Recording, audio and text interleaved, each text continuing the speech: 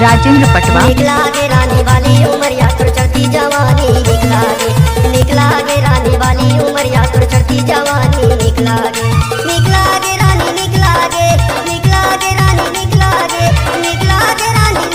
गे वो निकला गे राजा तोरे बोली तुर हंसी मुस्काएगा निकला गे राजा तोरे बोली तुर हंसी मुस्काएगा निकला गे।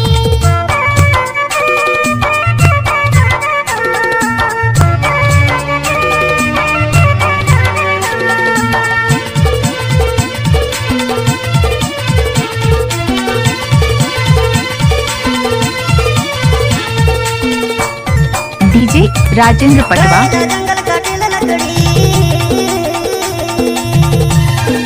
गएला जंगल काटेला लकड़ी तोर माया महारानी बन जाऊं भटरी ओ निकला गे रानी वाली उमरिया तो चढ़ती जवानी निकला गे रानी वाली उमरिया तो लचके कमरिया निकला गे।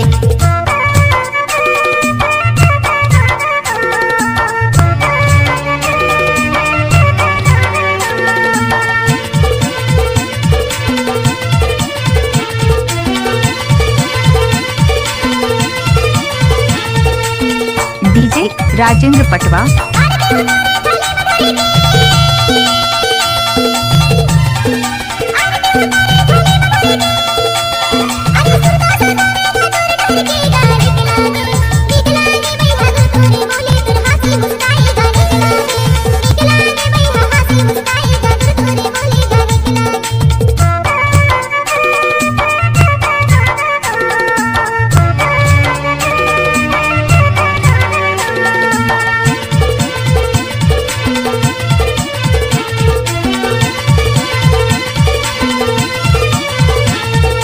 डीजे राजेंद्र पटवा। जिला डिंडौरी मुरगांव झटोला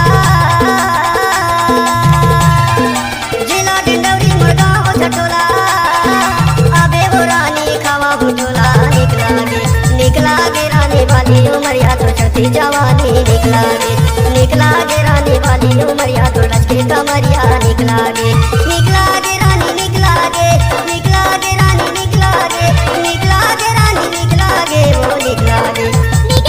राजा तोरे बोली तुर हंसी मुस्काएगा निकला गे राजा तोरे बोली तुर हंसी मुस्काएगा निकला गे रानी वाली उमरिया तुर चढ़ती जवानी निकला गे राजा तोरे बोली तुर हंसी मुस्काएगा। डीजे राजेंद्र पटवा।